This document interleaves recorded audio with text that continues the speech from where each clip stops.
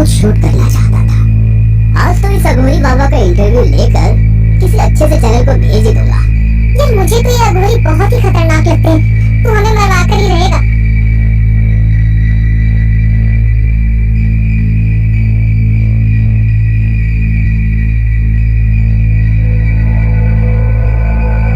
कुछ देर के बाद उनको एक बरगद के पेड़ के नीचे एक अघोरी जमीन पर बैठा आंखें बंद किए तपस्या करते हुए नजर आया।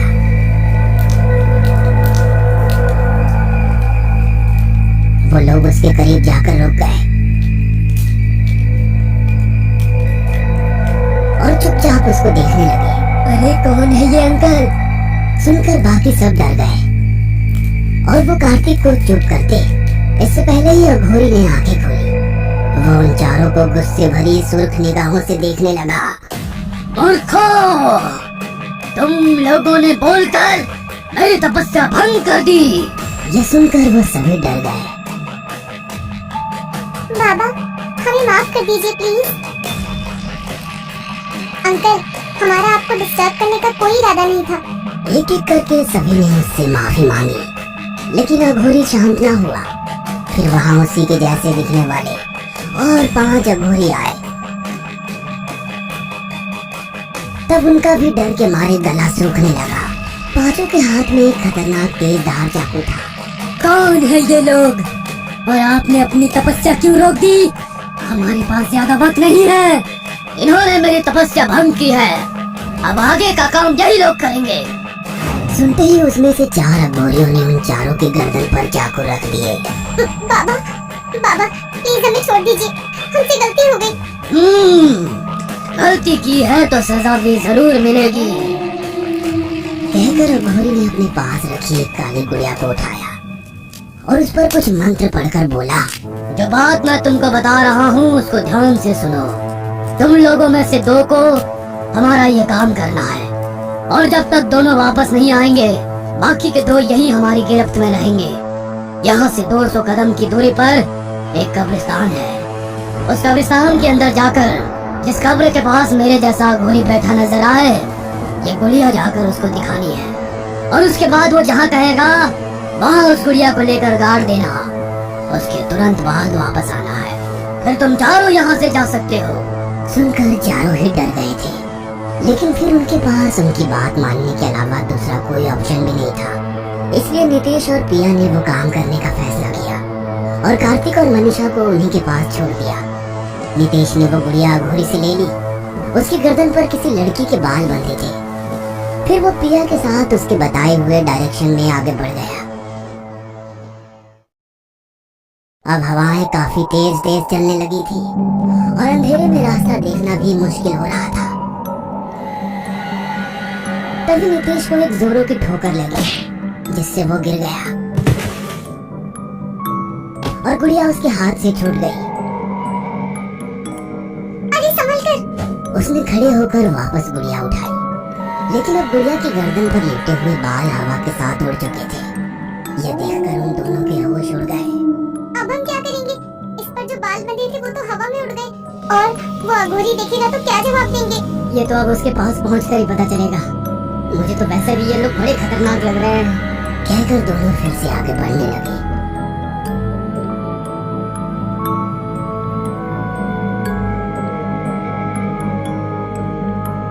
जब वो दोनों उस अघोरी के पास पहुंचे तो वो गुड़िया देखकर बोला,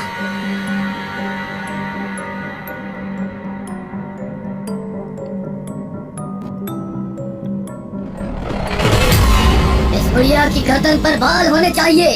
कहाँ गए बाल? बाबा एक्चुअली में हम जब यहाँ आ रहे थे तो रास्ते में मेरा पैर स्लिप हो गया और वो गुड़िया से बाल उतरकर हवा में उड़ गए। मूर्खों, ये तुमने क्या किया? बालों के बगैर ये गुड़िया किसी काम की नहीं, अब विधि नहीं हो सकती। लेकिन बाबा बालों से ऐसा क्या होगा? चुप मूर्ख। और लड़की तू? उसने चाकू उठाकर प्रिया की तरफ बढ़ाते हुए कहा, तू अपने बालों की एक लट काट कर दे, अब ये काम तेरे बालों से होगा। सुनकर प्रिया डर गई, लेकिन नितेश को इससे कोई प्रॉब्लम नहीं थी। अरे थोड़ी से बाल दे देगी तो क्या हो जाएगा, कहकर नितेश ने अघोरी के हाथ से चाकू लिया और प्रिया की मर्जी के खिलाफ जल्दी से उसके बाल की लट काट कर और घोड़ी को दे दी। ये तुमने क्या किया? चुप हो जा लड़की, कहकर उसने बालों को गुड़िया की गर्दन पर लपेट दिए और नीतीश को बोला, इस गुड़िया को उस 5वीं कब्र के ऊपर की मिट्टी हटाकर दबा दे। और फिर कुछ कदमों की दूरी पर एक कब्र के ऊपर मिट्टी हटाकर उस गुड़िया को वहां गाड़ दी।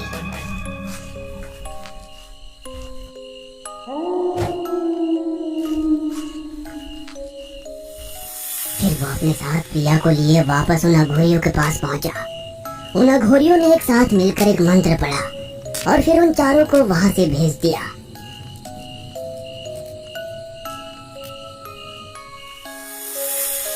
कुछ दिन बाद चारों दोस्तों ने साथ डिनर किया और फिर अपने अपने कमरों में पहुंच गए।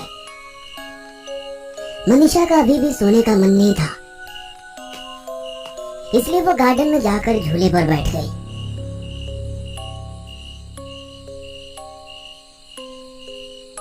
कुछ देर बाद उसके झूले को किसी ने हल्का सा झोंटा दिया। उसने गर्दन घुमाकर देखा तो वो प्रिया थी। अरे प्रिया, तुम आओ, तुम भी बैठो। नहीं, तू बैठी रह, मैं तुझे झूला झुलाती हूँ। कहकर पीछे खड़ी प्रिया उसको झूला झुलाने लगी। प्रिया की आंखें पूरी लाल हो चुकी थी और उसके बाल खुलकर हवा में लहरा रहे थे। उसने झूले को बहुत ही तेज तेज झोंटे देने शुरू कर दिए। प्रिया, ये क्या कर रही है? मुझे डर लग रहा है। प्रिया, प्रिया। उसकी आवाज सुनकर भी प्रिया उसको तेज तेज झोंटे देती रही।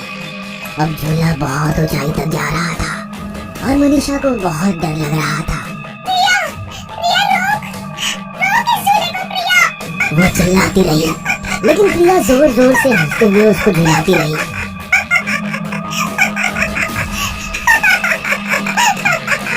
मनीषा ने झूले से ऐसे ही छलांग लगा दी। उसके घुटने पर हल्की सी चोट आई। मनीषा बोली, तो पागल हो गई है क्या?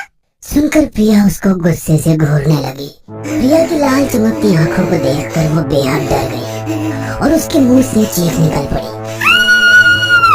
प्रिया ने एक हाथ से झूले को पकड़ा और फिर जोर से झटका दिया तो उसके एक साइड की जंजीर टूट गई। उसने उस जंजीर को पकड़ा और जोरों से चीखा तो वो झूले से बिल्कुल अलग हो गई।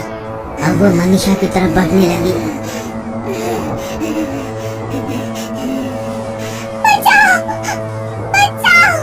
मनीषा जोरों से चिल्लाई, लेकिन घुटने की चोट की वजह से वो खड़ी भी नहीं हो सकती थी। प्रिया ने जंजीर उसके गले में डालकर उसको खींचना शुरू कर दिया। मनीषा की आंखें ऊपर को चढ़ने लगी और उसके मुंह से खून निकलने लगा।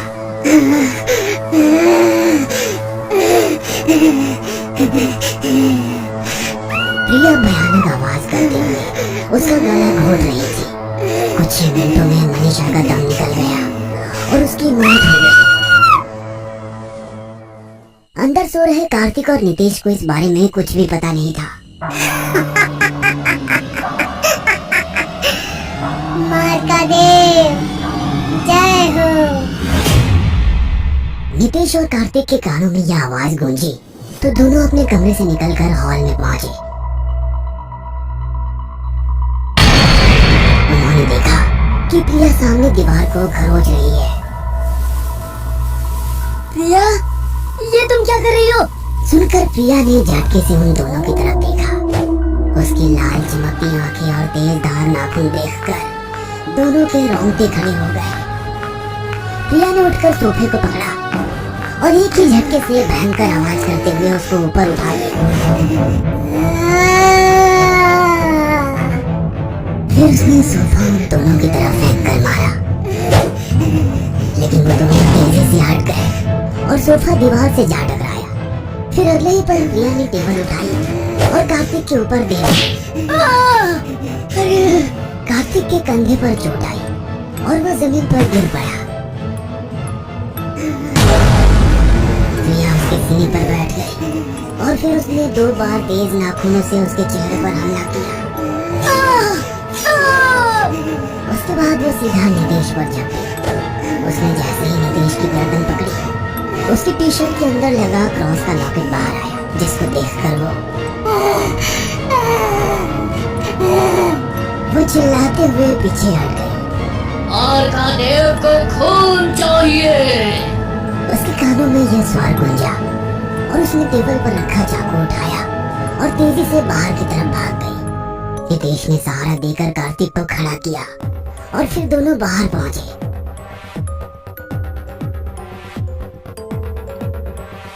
बाहर मनीषा की लाश पड़ी थी और उसके शरीर से सर गायब था, जिसे देखकर दोनों बेहद डर गए।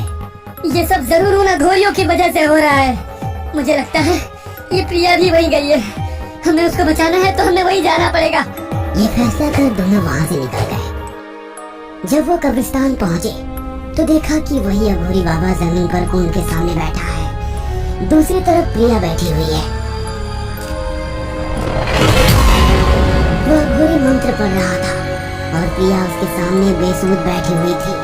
तूने अपने हिस्से की पहली बलि दे दी है, कहकर उसने अपने बराबर में खुदे छोटे से गड्ढे की तरफ इशारा किया। जब मैं कहूँ तब इस कटे हुए सर को इस गड्ढे में रखकर मिट्टी डाल देना। जो आज्ञा महाराज। कहकर वो चुप हो गई और अघोरी मंत्र पढ़ने लगा। सब समझ में आ गया, कहकर नितेश ने एक कब्र की तरफ इशारा किया। तो उस कब्र के पास जा, वहाँ मैंने उस दिन वो गुड़िया दफनाई थी। शायद उस गुड़िया को जलाने से प्रिया ठीक हो जाएगी। जल्दी से गुड़िया निकाल कर ला।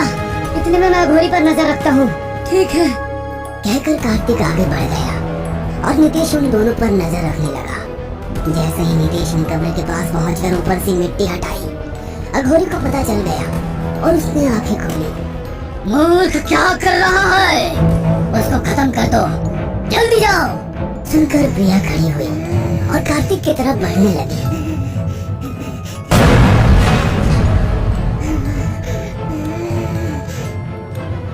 नितेश ने आगे बढ़कर प्रिया को पकड़ लिया और फिर प्रिया ने उसको धक्का दे दिया। लेकिन कार्तिक तब तक वो गुड़िया निकाल चुका था और वो उसके हाथ में थी। प्रिया भयानक आवाज करते हुए उसके पास पहुंची और उस पर झपट पड़ी। अब प्रिया उसके सीने पर बैठी थी और उससे गुड़िया छीनने की कोशिश कर रही थी। कार्तिक, गुड़िया फेंको। सुनते ही कार्तिक ने गुड़िया नितेश की तरफ उछाली और उसने उसको कैच कर लिया। फिर देर ना करते हुए नितेश ने उस गुड़िया को कुंड में फेंक दिया। नहीं, मूर्खो, ये क्या किया? गुड़िया के जलते ही प्रिया एकदम से होश में आ गई और हैरानी से सब कुछ देखने लगी। नितेश ने मौका देखकर एक पत्थर उठाया और अघोरी के सर पर मार डाला।